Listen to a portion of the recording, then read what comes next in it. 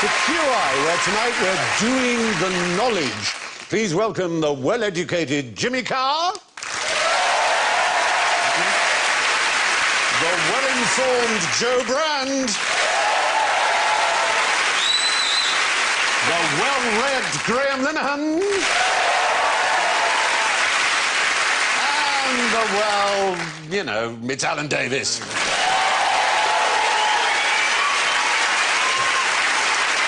And if you want to call me, you know what to do. Jimmy goes... Knowing me, knowing you. Graham goes...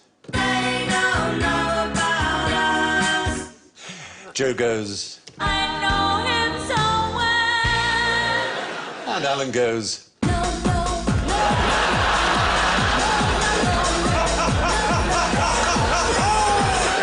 There's a spelling issue there.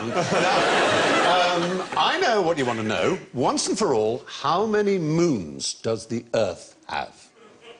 Nobody knows. We're not doing that this year. No, we're not. 3.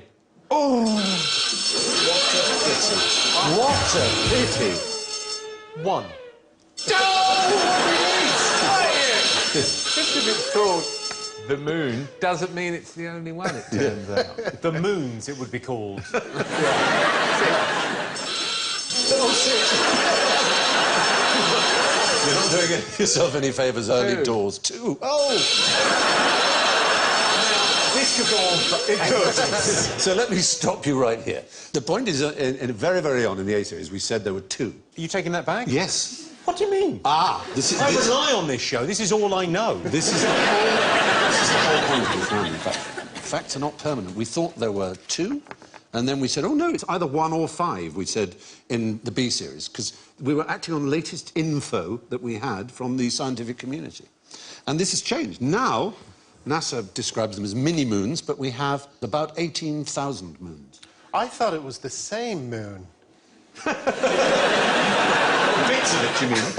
No, I thought the ones that we keep seeing was the same one over and over again. That was wrong. No, you're talking about the mini-moons. There was, like, 1 extra mini-moon. No. Or just that... I see. So every night you're saying it's a different moon.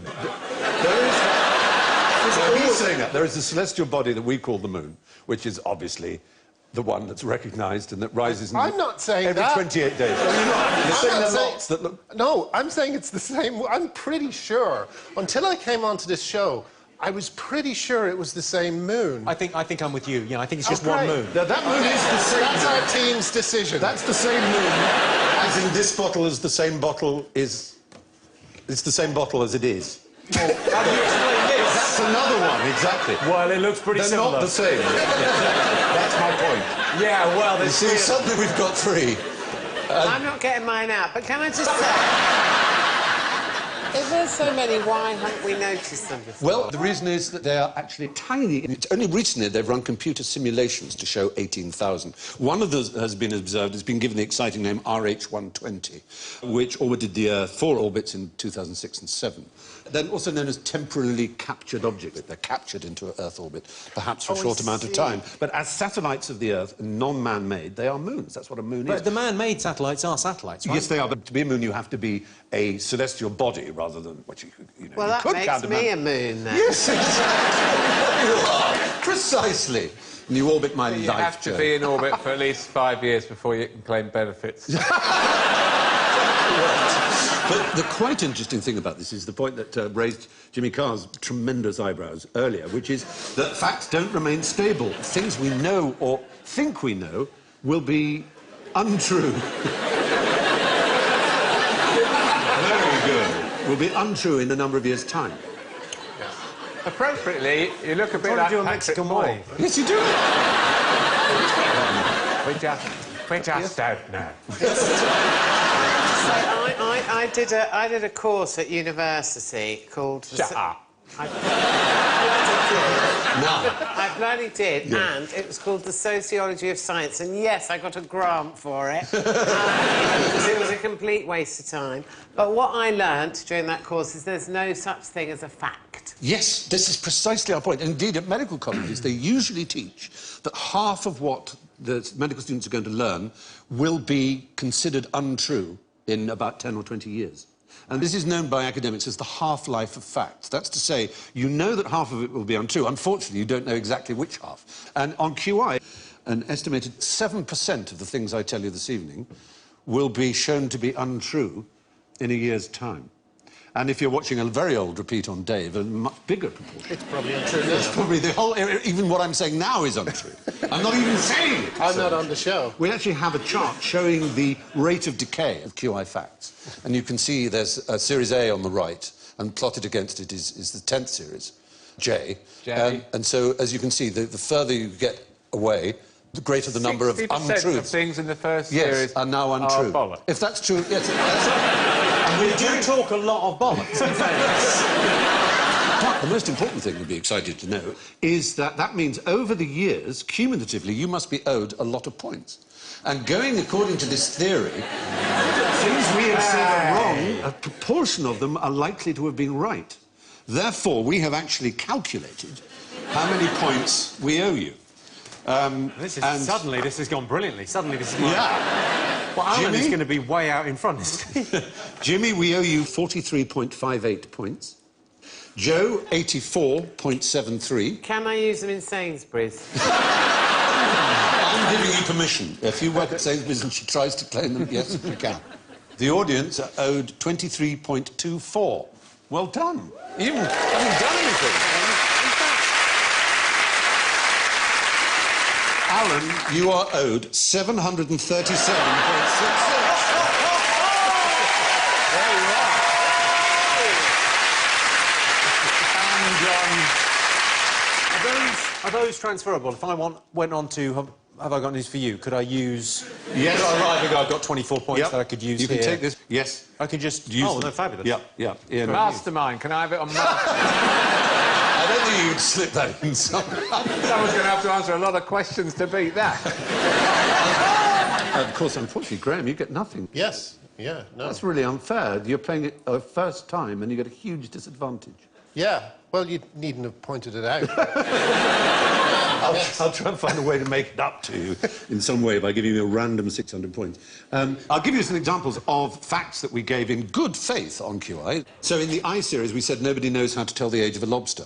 Well, that was only a few years ago. ask it. I think that's what you said on the time. We That's should have right. had a klaxon. Is that now right? No, it isn't now right. Now learn how to one day. communicate with them. How many goes? 1, 2, 3, 4, 5, 6, 7, 8, 9, 10. Hold. 11.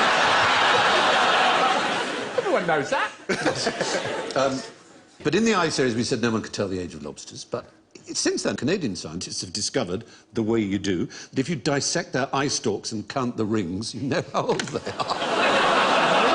That's not a very kind thing to do. You know how old they were. I think that's There's a reasonable flaw in point. this plan. I still think you should ask them first. Dissect their eye stalk. Another one was in the G series. We said giraffes' necks may have evolved for fighting each other, which was commonly held by quite a few zoologists. But it now seems this hypothesis is not believed. And in They the A used to series... like wading across deep rivers. Yes, that was giving their necks very, very deep. As the river got higher, Yeah. they evolved. That might prove to be correct. It might, you see. Who am I to say it isn't? In the A series, we said that the best endowed millipede had 710 legs. Soon afterwards, a millipede with 750 turned up, but that's still the greatest number we know. But Is there someone checking them? Yes. I like the idea of counting a millipede's eggs. You would lose. You'd have to keep going back. Yes, you would, exactly. 1, 2... It's the same I'd say thing. that many times. It's the same thing with all these things. Before they count the legs, they kill it. So the legs are very still. Pluck them off. 1, She lets me. 2, 3. It might still be alive. They might think it was dead, but then they just hear it go, ah! You know, that's an interesting fact. That's how they, it's how they make worms. Brilliant. Yeah, a worm would come along. Are you not doing anything with these legs? You counted them off the millipede. Can I have 4? A whole new species is born. Yeah. And that is how sausage jolts are made. Jacksons, exactly. We've discovered a lot of new science here, none of which is likely to be disproved, or possibly may come round again to be proved. Oh. Now, how much do you know about Scotland's Mr. Smelly? Was he one of the Mr. Men that was dropped? It's a very good point. I'm telling you, William Smelly, 19th century gentleman. He came from a family... Billy Smelly. We know very little about him, actually, because he came from a banned Protestant sect who were so persecuted that they didn't keep any documents about their births, deaths and marriages. I think he's fairly persecuted at school as well. Being called Smelly. Like I am stinky Smelly. Oh, original, thanks. But anyway, he rose from relative obscurity, and then he got paid £200 for heading up the team on something that has a thistle as its emblem, but has in its name something that means British. Of course, the yes, British... Say it. Encyclopedia Britannica. That's the right answer, the Encyclopedia Britannica. Which That's is... surely worth nothing, really? Yeah?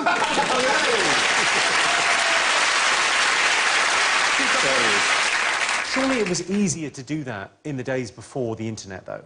Yes. If you try to research now, you get sidetracked. I get very sidetracked very easily. Yes, I just get a B for bras. Oh. It's a day lost.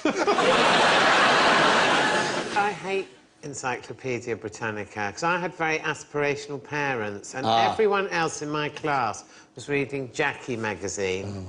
And I had to read bloody Encyclopedia Britannica. It was such a symbol of that, wasn't it? Oh, my God. It's like a dictionary that sort of just won't stop. It won't. You just a word and then goes, and another thing, here you go. It is discursive, that's very true. Another of its early editors was called Andrew Bell, who was 4.5 feet tall and had a very big nose, as you will see. Oh. Looks slightly like me, rather disturbingly. I'll be honest with you, I think that's a regular-sized nose on a tiny man. He had a great sense of humour, though. If anybody pointed out or laughed at his nose, he would rush off into another room and come back with a bigger one made of papier-mâché. I bet he could tell when Mr. Smelly was coming there. I tell you what I know about that guy. Yeah. Very little. Hey! That is quite good. I had to think about that. Anyway, the first edition of Encyclopedia Britannica took 3 years to write, cost £12 for 3 volumes. Three volumes, the world's knowledge. Yes, but the first volume is A to B. He obviously thought, oh, sod this. Don't A to B, I've only got 1 volume. Do C to Z in 1 volume. So... The deadline was looming. Yeah, exactly. Look at Decay of Facts. I presume it's all bollocks. Yeah, exactly. This is a good test for that. What facts are in there? One is K for Kensington. See if you can come up with a good definition of Kensington. Kensington. Borough in London. A place, an area of London town. No, nowhere near. A pleasant village 2 miles west of London. Which is what it was then, you see. Wow. And California here is spelt with 2 L's, and it's called a large country in the West Indies. Possibly an island or a peninsula, it's not known. That's pretty way off, I isn't like it? the... Well, what's the... I mean, there must come a point where he went, is this... I mean, we don't know anything about this. Shall I put it in? Yes. California, it could be a place or a thing. No one knows. Might be a person. Good luck. If you look at the... What does encyclopedia mean? Because it sounds like a kiddie fiddler on a bike.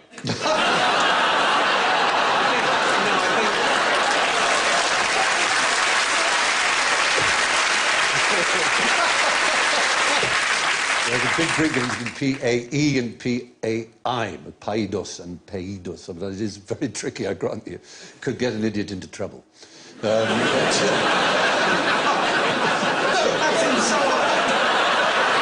didn't mean that in that way. Oh, what you're laughing at?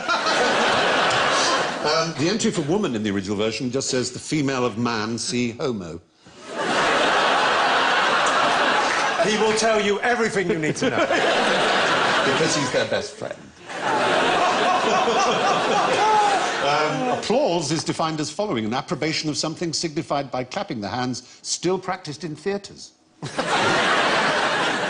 In the 1960s, an American called Dr. Harvey Einbinder, who so hated the Encyclopedia Britannica, he wrote a book... Exactly. He wrote a book where he listed all the things that were wrong in it. It was 390 pages long. Oh, I like the sound of The myth him. of Britannica. What's his name? Harvey Einbinder. Does he only have one We binder? meet at last, Mr. Einbinder. It's a massive binder. Don't touch my binder! Maybe that's why he hated...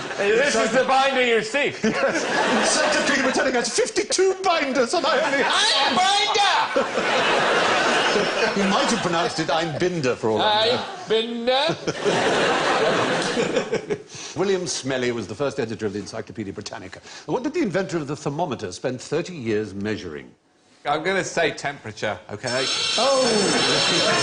You know what, Alan? You've got points to burn. Sometimes it's right, you know, sometimes it is true. It is. Exactly. I know a joke about thermometers, about nurses and thermometers. It's about a rectal thermometer. Go on. Well, it's just a nurse finds a rectal thermometer in her pocket and goes, "Oh, some arsehole's got my pen." It's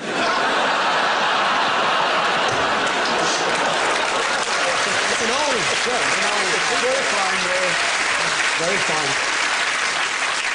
One very old nurse's joke that we said was that a nurse comes running in and says to the matron, "Oh dear, I think I've got something the wrong way round. You asked me to prick someone's boil." Very good. I do know quite an interesting fact about thermometers. The difference between an oral and rectal thermometer. I hope you do know the difference. Yeah. Taste. His name was Sanctorius Sanctorius, at least that was his Latinized name. He was from Padua, and there you can see him. Right. He's weighing himself. That's a special weighing balance he had himself? created. Every single day he'd weigh himself and the food he ate, and indeed the faeces and urine that he expelled, he excreted. Was it some sort of weird Weight Watchers thing? Well, what he discovered is that his urine and faeces weighed only a fraction of what he'd eaten and drunk, but despite that, he stayed the same weight, which is amazing, he thought. He thought, why is it that I put in, say, 100 pounds of food, but I poo out only 30 pounds You're not of taking faeces? 30 years. Does it not work out that there's a fuel thing? It is easy to look back at past generations and say, how can you not have known? But, of course, none of them knew. And really, before people like him, who's almost one of the world's first scientists, Yes, but they hadn't measured and calibrated things. You're absolutely right about all of those things. Well, as right as we know. However, Yeah. 30 years? I mean, really, after 3 years with the Oh, same... no, he had a theory, but his theory was wrong, that's all. His theory was that the rest came out of your skin, so it was very dangerous to cover most of your skin because you wouldn't let the poison out. He knew that faeces was poisonous, at least toxic and bad for you. With smell is a big warning, obviously. Sorry, your faeces smell. Parma violets. Yeah. Jimmy's making noise. Point at it. He emits a totally different... So it's very unusual. It's 1 in a million people who have noisy shit.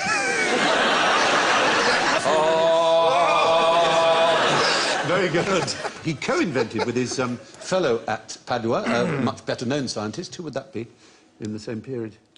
Co-invented. It's co-inventor, not Da Vinci, no. Is it going to be Marconi. centigrade or... It won't be future, it will be past, whatever Galileo. it is. Galileo is the right answer. Oh, I nearly said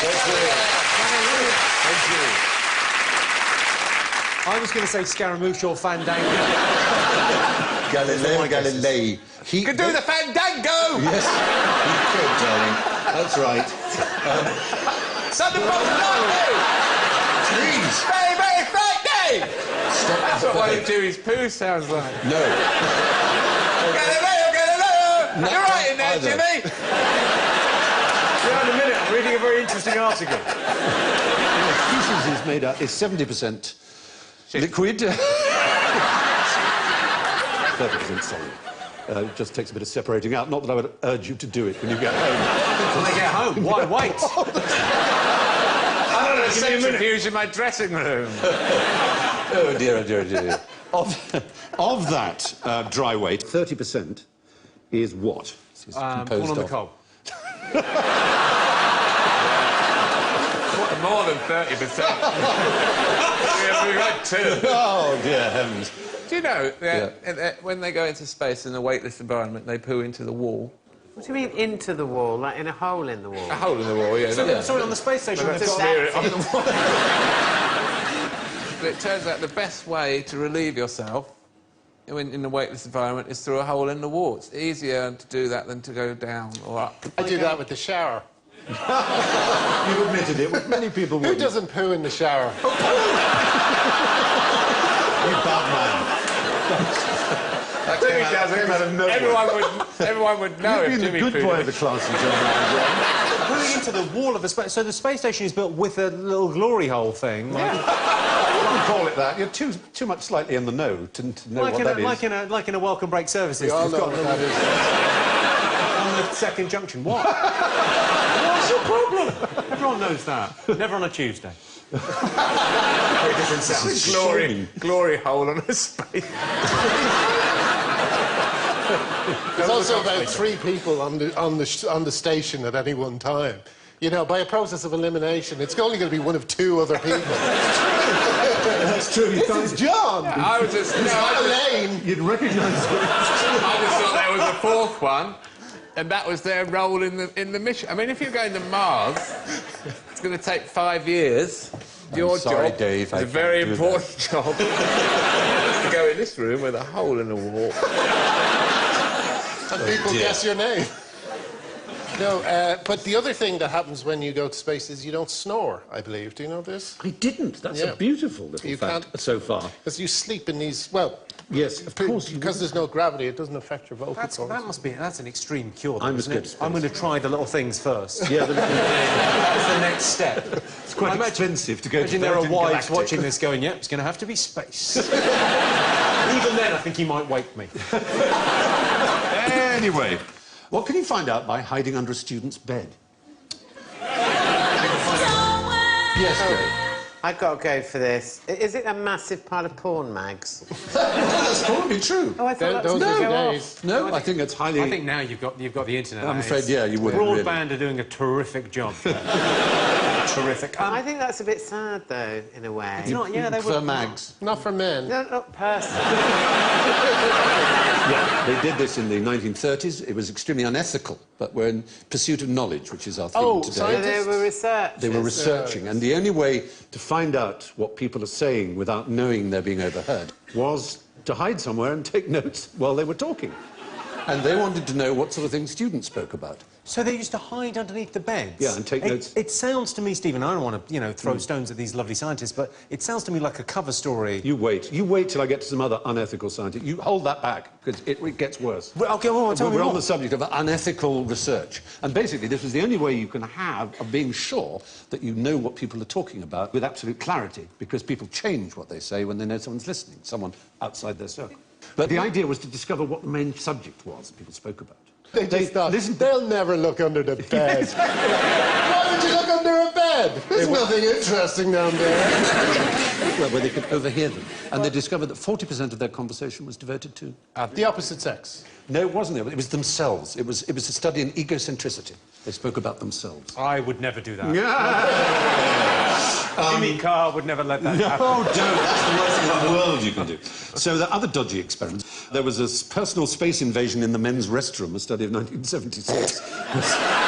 Someone hid a camera under the partition, under the sort of floor Someone, space. Stephen. Someone. You seem to know a lot about this, Stephen. I've got a couple of questions. You like technology, don't you? And there's a camera in the men's room. Oh, I'm just doing a study. Are you? It was... Apologise, Stephen. It was to see how they filled space. If there was one person, let's say the third one in a row of 6, where would the average person go? Would it be as far away apart, or would that look too obvious? It's very interesting when you go in there, because I used to be, and I don't have it anymore, I don't know why it's gone, but I used to be quite a shy peer. You aware of shy peeing as a thing? I have a technique for that. What's your technique for shy peeing? My technique for shy peeing is I think of the most embarrassing thing I can do. I just think of doing something like saying, I think I love you, or just something like that, and then it's all go. When you say I love you, you automatically Pee, have a little wee. I don't need to say it, I just need to think it. And I always have to imagine it very, very realistically. I imagine the guy going, what, did he really say that? and then the next thing, it's just, no longer a problem. It is very maddening when you've been absolutely bursting to go and then, hello. Come on! Come on! There's a story about Bono going into a men's room and standing up there, and the guy standing beside him, and long silence, and then eventually the guy saying, Bit of stage fright, Bono. And in 1942, and this is the one where you're going to go, yeah, right, a psychologist called Lawrence Lashan tried to use sleep learning at a summer camp to cure some boys of nail biting. He recorded the phrase, "My fingernails are terribly bitter," on a phonograph and then played it 300 times a night in the boys' tent or room or whatever it was. And they all went on to kill and kill again? One boy appeared to respond positively, but then after 5 weeks the phonograph broke. So to keep the experiment running, he stood in the boys' dormitory through the night and repeated the phrase himself. "My fingernails taste terribly bitter." This seemed to work, and he claimed it as a success. It's thought generally these days that the boys were awake and just freaked out by the experience. They stopped biting their nails to make the nasty man go away. It's all very peculiar. Anyway, moving on. How did the Romans tell their Keiths from their Kevins? Some Keiths and Kevins there, in case you don't know what they are. Keith Richards. Kevin Bacon. Kevin Bacon. Keegan. Kevin Keegan. Keith Lemon. Well done, that's enough. That's all, you won't get any more. The other ones don't look real. No, they don't. And they're the actual Romans. Yes, I think on the far left, that's Burger King, isn't it? They couldn't, because in Latin they both mean the same. No, it's not that. It doesn't have to be Keiths from Kevins. It means how did Romans know people's names? How They know people's names. Yeah. Did they, Because we all forget remember them? No, that's the point. They'd forgotten. Badge. They had a badge. No. You have a special servant. A servant to say your name. A nomenclator. No, not to say your name. I'm assuming you remember your own name. The point is when you forget other people's. So you come in and the person whispers Alan Davis, and you go, "Alan, how lovely to see you." Because otherwise you've forgotten. That's the point, like a politician. It's very useful. Yeah, it's absolutely right. I have a technique for names. Yeah? If I've forgotten someone's name, I just say, "Excuse me for a second," and then I go home.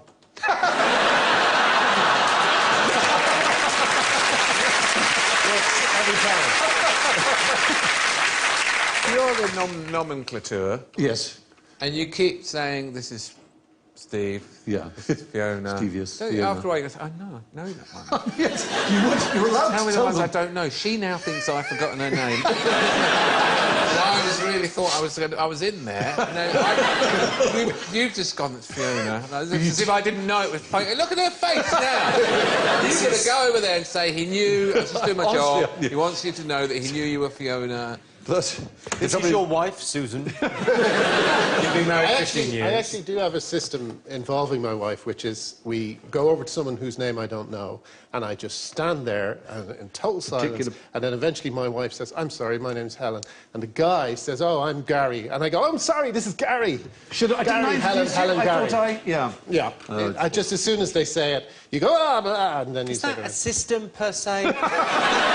That sounds like you being awkward at a party. So, moving on to self-knowledge. How do you know when you've had enough? Someone always tells me. It's a tap on the shoulder, isn't it? Yeah, I think Jimmy. It's the cold steel round both wrists. And the clanging of the door. And the one phone call. I've had enough. Who am I speaking to?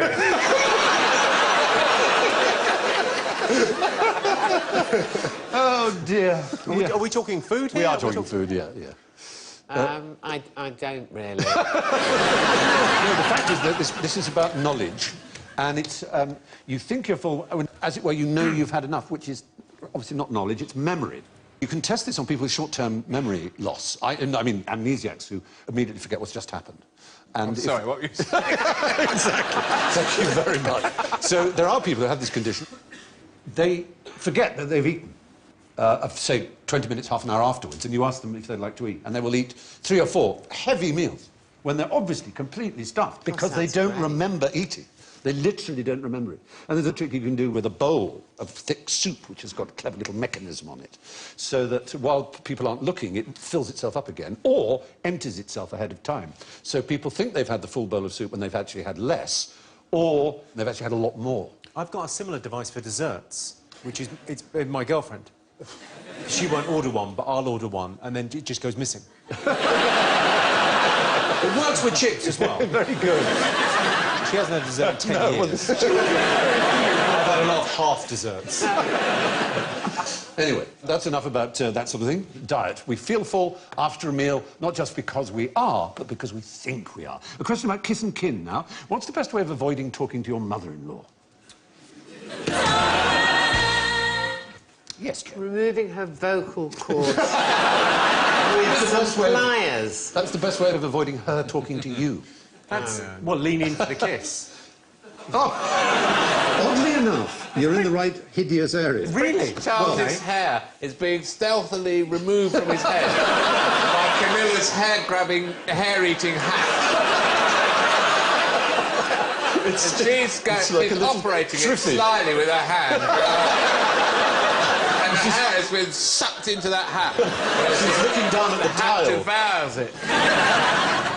Like, if you don't like your mother-in-law, what hope is there for you? I view the mother-in-law as its Christmas future. Yes, that's true. If you don't like your mother-in-law, you're in all kinds of trouble 20 years down the line. That's what you're buying into. My mother-in-law makes absolutely no sound when she moves. It's remarkable. Like Jeeves. She is the stealthiest person. You've got a stealth mother-in-law. Honestly, Is she sprayed black? She could be a brilliant spy, you know. You might be in a room and you're looking at a thing or something, and then suddenly she goes, hello, oh, come from? Where did you come from? It's a long way from the door. Anybody would have gone, made a little noise. There's nothing. Oh, that's terrible. It's like the famous story of the boy who was, you know, having a play with himself in his bedroom and with his eyes closed. By the way, I was not playing. The story before you conflate the mate and had to. What was that story on that thing where Alan Davis and his brother? Let's just separate those two things. He closes his eyes in bliss, and when he opens them afterwards, he just finds a cup of tea next to him. You thought, well, your father always likes a cup of tea after. And the biscuits.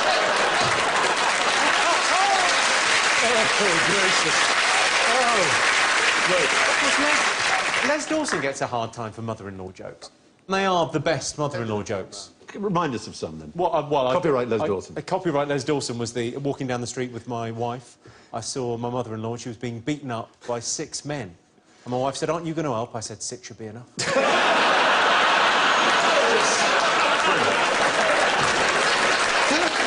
Just a brilliant... the weirdness, when I was growing up, when I was sort of starting in comedy, he was like, oh, yeah, he just tells mother-in-law jokes. I know, he was frowned on. Sort of a genius. Oh, he was a complete genius. The mother-in-law came around. Yeah. The mice were throwing themselves on the traps.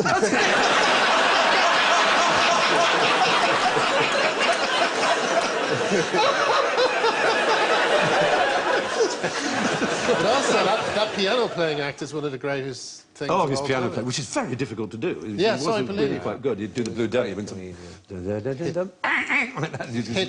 Enough. We haven't even begun to answer this question yet. It's about sexual taboos with mothers-in-law, which you kind of... Sexual taboos with mothers-in-law? And there's particular languages So where you have a special language in which to speak to your mother-in-law. It's called an avoidance language. Oh. So you have your own, the natural language. I think we've got one of those, haven't we? It's called small talk. But that's, yeah, it has a different vocabulary. It's absolutely different. What, so a whole language where you can talk to your mother-in-law, so it's just safe subjects? Yeah, you also have to avert the eyes and look at the ground, which is part of using that language. And there are certain words that don't exist in that language, most notably things like pubic hair and sweaty smells, because there is a taboo and a sense of respect that is given by the male to the mother of his wife. It's in Australia. There's some Aboriginal peoples who have these avoidance languages. And it's really fascinating, isn't it? I mean, in Japan, they have a special language when talking about the royal family, for example. Is there a phrase for you've spilt the Tippex? Someone needs to address that. Ay, you're so bad. You're so bad. Now, what did this bird bring to the German city of Klutz? Chlamydia. Chlamydia? Chlamydia stalk. That sounds like a desperate man back from a business trip in Holland going, the thing is stalks. Is that a particular, like, a giant stalk? I'll show you a picture of it. It's been stuffed and is in a museum. How big is it, really, then? Well, it's hard to sell the scale, but stalks are quite big, but that's an arrow through it, or spear, rather. They call it an arrow in German, which is Pfeil, and it's known as the Pfeilstorch, which is just literally arrow stalk. Now, you may say, what's odd about that? Nothing particular. But what they recognised was that the arrow was not German. Indeed, it was not even European.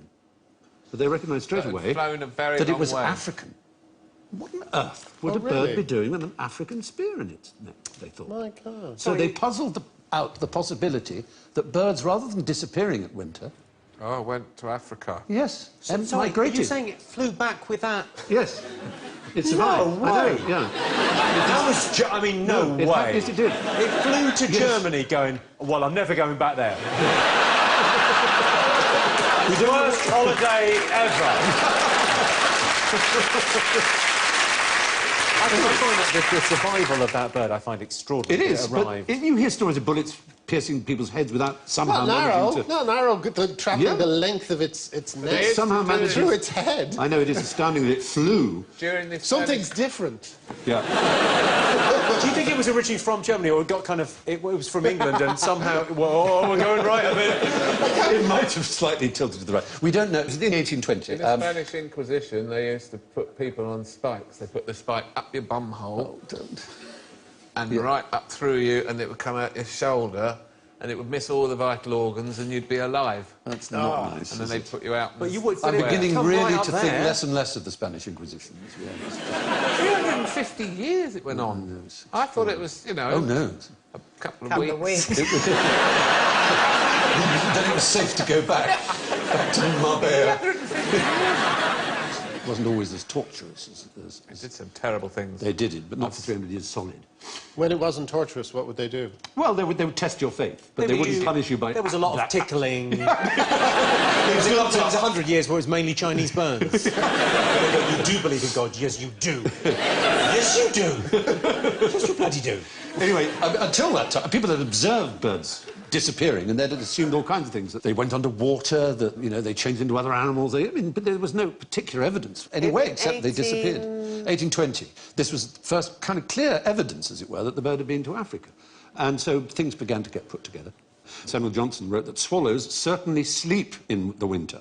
A number of them conglobulate together by flying round and round, and then all in a heap throw themselves underwater and lie on the bed of the river. Well, that's what he thought, because swallows disappear in the winter, and he assumed they hibernated like other animals. And butterflies, of course, they migrate thousands of miles, but we never see them. Why don't we see butterflies migrate? They're invisible. Because they're caterpillars. They migrate as caterpillars. They migrate like super slowly. Time to get there. Yeah, they're very, very hungry. I read a book about it. The reason is that they are actually a kilometre up. They're incredibly high. Are they? Yeah. It's really astonishing. These fragile, delicate creatures manage to get the height. And then when they're in there, to orient themselves in such a way that they know they're all facing the right direction and get thousands of miles. It is astonishing, isn't it? Well, I It's genuinely remember incredible. being on the school bus once. There was a beautiful butterfly on it, sort of fluttering around trying to get out, and I caught it in my hands. I went, "Go free," and I let it out the window, and a bird swooped down and next to me. Oh, That's a metaphor for life. It is, isn't it? Completely is. Now, get this right, and you can have your weight in points. Ooh. I'd like you to add these numbers up. Look at the screen, add up the numbers. Hang on. Pen. Oh.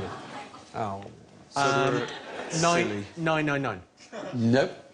431. No. I'll let you have, which the winner of this competition did not have, the opportunity to see it again. All right, go, 2-second burst. Can you add that up? I was about 897. No. I mean, it would be astonishing if you got it, but in Japan, where else, they have this, it's called Flash Anza. And actually, the world record holder had a shorter time than that. You have to correctly add 15 three-digit numbers, and he did it in 1.7 seconds. Now, there's a particular reason Japanese people are very good at this. I think I know the reason. It's Yes. in Malcolm Gladwell's book. It's because of how they process, how the language processes numbers. There is a strange thing in Chinese and Japanese, in both languages, with the number, if you say the numbers together, it automatically adds them up, sort of linguistically. Yes, but there's a really interesting addition to that, which is that what they're doing, and their fingers are the giveaway, they do this. What do you think that is? That is a living one of those. He's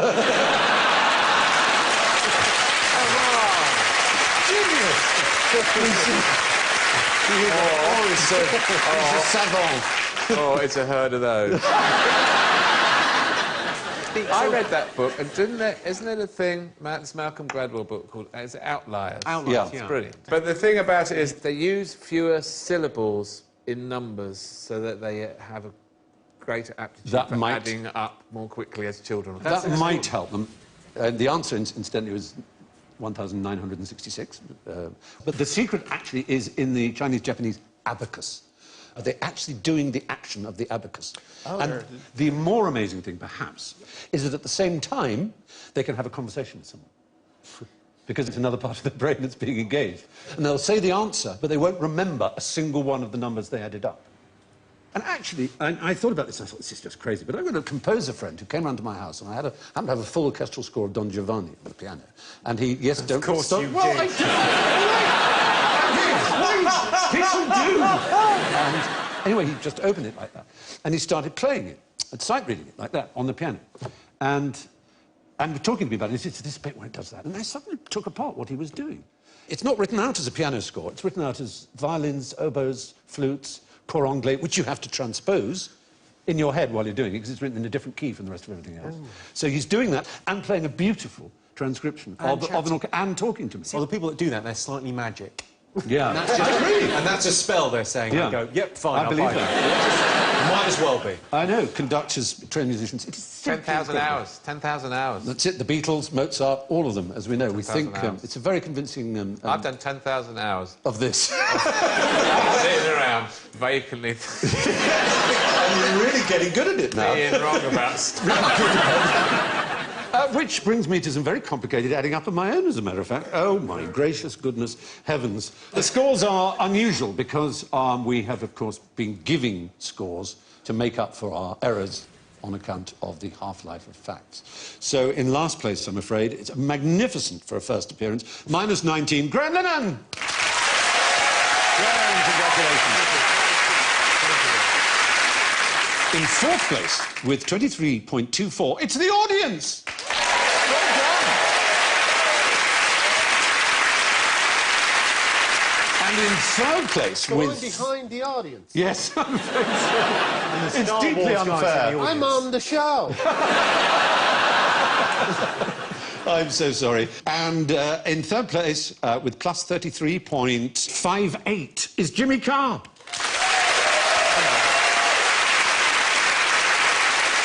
In second place, with plus 85.73, Joe Brand.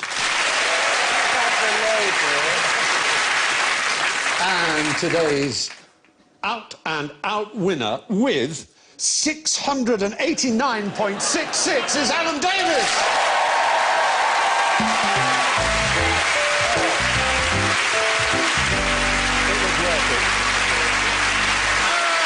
So it's thank you and good night from Graham, Jimmy, Joe, Alan and me. Be useful and lovely to yourselves. Good night. Stephen Fry's out there confronting prejudice, a powerful look at being gay throughout the world on BBC iPlayer. Here on BBC Two next, Sarah Cox calls the shots on Buzzcocks, or head over to BBC Three now for more laughs right through until midnight with American Dad.